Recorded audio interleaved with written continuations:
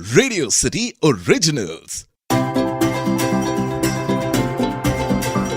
पापा की मुस्कान में बसा जहां मेरा, मम्मी के साथ बिताया हर लम्हा स्वर्ग सा, दोस्तों संग जिंदगी का है सफर हसीन सा, गर्लफ्रेंड की बातों में छुपा सुकून सा।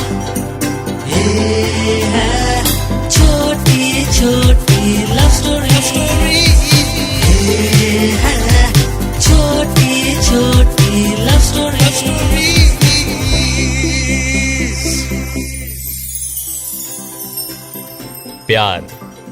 प्यार की परिभाषा अलग अलग होती है।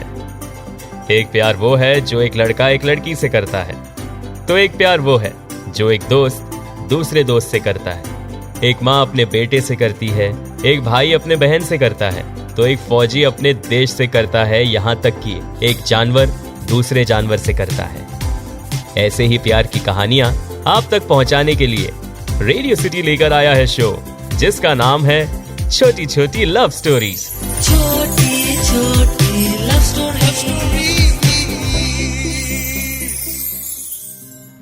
मैट्रिमोनी, शादी, रिलेशनशिप, प्यार, ये संबंध सिर्फ एक लड़का और लड़की के बीच नहीं होता, बल्कि यह संबंध होता है दो परिवारों का। इसलिए अरेंज मैरिज में लोग काफी सारी चीजों पर गौर करते हैं। एक तरफ जहां आजकल के जमाने में लोग dating, flings, live in relationship की ओर बढ़ रहे हैं, तो वहीं आजकल कुछ लोग ऐसे भी मौजूद हैं जो ट्रेडिशनल तरीके से शादी करने में विश्वास करते हैं। यह कहानी ऐसे ही दो लोगों की है, या फिर कहा जाए कि यह कहानी ऐसे ही एक कपल की है, जिनका नाम है सुष्मिता और स्वराज। सुष्मिता और स्वराज दोनों की एजुकेशन खत्म हो चुकी थी और ये दोनों ही एमएनसी में काम करते थे। सुष्मिता अपने फैमिली में सबसे छोटी थी, वो सबकी लाडली थी। सुष्मिता के मॉम डैड और उसके बड़े भाई ने हमेशा से सुष्मिता की सारी जरूरतों को पूरा किया था। सुष्मिता और उसके बड़े भाई में प्यार इतना गहरा था कि सुष्मिता के बड़े भाई ने शादी करने से पहले अपनी छोटी बहन को लड़की के पिक्चर्स दिखाए और फिर सुष्मिता के भाई ने शादी के लिए हाँ कहा था। कहने का मतलब यह है कि उनके बीच एक बहुत अच्छा बॉन्ड था। वहीं दूसरी तरफ स्वराज अपने मॉम डैड का एक लौता बेटा था और एक लौता होने के वजह से उसके पेरेंट्स ने कभी भी स्वराज को किसी चीज की कमी महसूस नहीं होने दी। स्वराज हर एक चीज अपने पेरेंट्स के साथ शेयर किया करता था। स्वराज अपने मॉम डैड को अपना बेस्ट फ्रेंड समझता था। किसी भी डिसीजन को लेने से पहले स्वराज को अगर लगता कि उसे यह बात अपने पेरेंट्स के साथ शेयर करनी चाहिए, तो वो उसे बेझिझक शेयर कर लेता। स्वराज अपने मॉम डैड से बहुत प्यार करता था। अब क्योंकि स्वराज और सुष्मिता दोनों ने अपनी एजुकेशन कंप्लीट कर ली थी और वो दोनों एक अच्छे कंपनी में काम कर रहे थे, इसलिए दोनों के पेरेंट्स चाहते थे कि उनके बच्चों की शादी हो जाए। यह बात लॉकडाउन के उस फेज की थी जब चीजें धीरे धीरे नॉर्मल हो रही थी। उस वक्त सुष्मिता और स्वराज ने अपने मॉम डैड से कहा कि वो शादी करने के लिए तैयार हैं और वो उनके लिए रिश्ता ढूंढ सकते हैं। सुष्मिता और स्वराज दोनों ने मैट्रिमोनियल साइट्स में अपनी प्रोफाइल्स बना दी और दोनों ने मेंबरशिप लेकर अपने बेटर हाफ्स को ढूंढना शुरू कर दिया था। वैसे इन दोनों की ऐसी कोई हाई-फाई डिमांड्स नहीं थी। ये दोनों एक ऐसे पार्टनर की तलाश में थे जो उन्हें समझे, उनके कमियों को पूरा करे, एक दूसरे को सपोर्ट करे, एक दूसरे के फैमिलीज का ध्यान रखे और वह दोनों एक दूसरे को करियर में सपोर्ट भी करें। लेकिन अफसोस, मैट्रिमोनियल साइट्स में उन्हें वैसा पार्टनर नहीं मिला। तभी अचानक से स्वराज के एक रिलेटिव ने एक लड़की की कुंडली और पिक्चर्स स्वराज को भेजी और यह रिश्ता उन्हीं के किसी रिलेटिव के थ्रू आया हुआ था और तब जाके पता चला कि वो उनके किसी दूर के रिश्तेदार से कनेक्टेड हैं।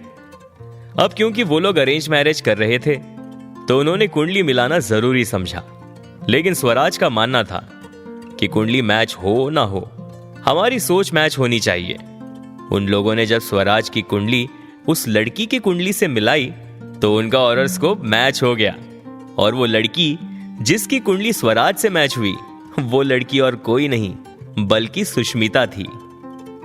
वहीं दूसरी तरफ सुष्मिता के घर वालों ने भी स्वराज की कुंडली से सुष्मिता की कुंडली मिलाई तो उन्हें भी संतुष्टि हुई कि उनका हॉरोस्कोप मैच हो गया था।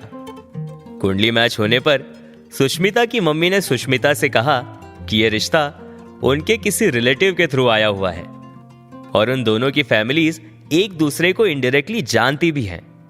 लेकिन यहां सुष्मिता ने एक बात क्लियर की कि उसे हॉरोस्कोप मैच से ज्यादा सामने वाले पार्टनर की म्यूचुअल अंडरस्टैंडिंग से मतलब है, क्योंकि अगर सोच ड्रीम सिमिलर हो तो कोई प्रॉब्लम ही नहीं होगी। स्वराज ने अपने मॉम डैड से कहा कि वो पहले सुष्मिता से फोन पर बात करेगा और अगर सब कुछ ठीक रहा तब वो सुष्मिता से मिलेगा। सुष्मिता ने भी यही बात अपने घर वालों से कही। स्वराज ने एक दिन फिर सुष्मिता को कॉल किया और उससे बातें करना शुरू की। पहली कॉन्वर्सेशन में स्वराज ने सुष्मिता से नॉर्मली एज अ फ्रेंड बात की। उसने सुष्मिता से कहा कि लेट्स बी फ्रेंड्स फर्स्ट। इस तरह से वो दोनों एक दूसरे के साथ कंफर्टेबल हो जाएंगे। सुष्मिता को स्वराज की यह बात अच्छी लगी। सुष्मिता ने स्वराज से उसके क्वालिफिकेशन, उसके प्रोफेशन के बारे में पूछा। स्वराज ने भी सुष्मिता से कुछ ऐसे ही सिमिलर क्वेश्चंस किए। फिर स्वराज ने सुष्मिता से एक सवाल किया। स्वराज ने सुष्मिता से पूछा कि क्या वो कभी किसी रिलेशनशिप में नहीं थी।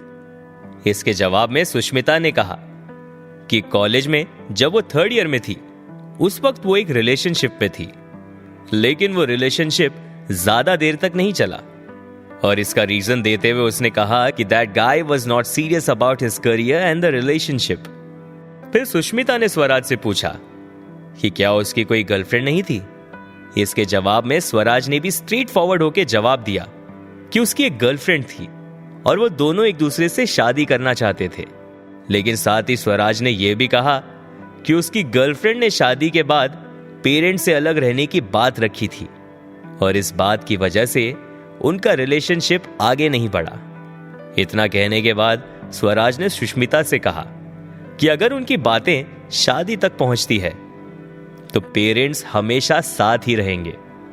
इसके जवाब में सुष्मिता ने कहा कि यह भी कोई कहने की बात है। पेरेंट्स का ध्यान देना तो हर बच्चे की रिस्पॉन्सिबिलिटी होती है। स्वराज को सुष्मिता की यह बात अच्छी लगी। फिर सुष्मिता ने भी एक बात कही कि वो शादी के बाद अपनी जॉब कंटिन्यू रखेगी और अगर उसके पेरेंट्स को किसी चीज की जरूरत हो तो वो उनकी फाइनेंशियल हेल्प भी करेगी। ये सुनते ही राज ने कहा कि उसे उसके करियर पर फोकस करना चाहिए और पेरेंट्स को फाइनेंशियल हेल्प प्रोवाइड करने में कोई प्रॉब्लम क्यों होगी। सुष्मिता को यह बातें सुनने में अच्छी लगी, लेकिन वो कोई डिसीजन लेने से पहले स्वराज से फेस टू फेस मिलना चाहती थी ताकि सारी बातें क्लियर हो सके। लेकिन स्वराज ने अपना डिसीजन ले लिया था। वो भी सुष्मिता से मिलना चाहता था। कुछ 1 महीने तक बात करने के बाद उन दोनों ने मिलने का प्लान बनाया। सुष्मिता और स्वराज जब मिले तो वो लोग कुछ इस तरह से मिले जैसे कि बचपन के दोस्त हो। उन्होंने हर एक टॉपिक पर बात की सिवाय शादी के। जब उनके घर जाने का टाइम हुआ तब स्वराज ने सुष्मिता से पूछा कि उसने क्या डिसीजन लिया है। Sushmita was blushing. स्वराज ने कहा कि यहां से निकलने के बाद हम दोनों को हमारे घर वाले कॉल करेंगे, तो जो भी जवाब है कह दो। सुष्मिता ने स्वराज से पूछा कि क्या वो उससे शादी करने के लिए तैयार हैं। इसके जवाब में स्वराज ने तुरंत हां कहा। फिर सुष्मिता ने स्वराज से रीजन पूछा। इसके जवाब में स्वराज ने कहा कि उसे सुष्मिता की अच्छाई से प्यार हो गया है, उसकी ऑनेस्टी उसे पसंद आई। फिर सुष्मिता ने स्वराज से कहा कि उसे भी उसकी ऑनेस्टी अच्छी लगी, क्योंकि उसने अपने पास के बारे में सब कुछ विदाउट एनी फिल्टर बताया।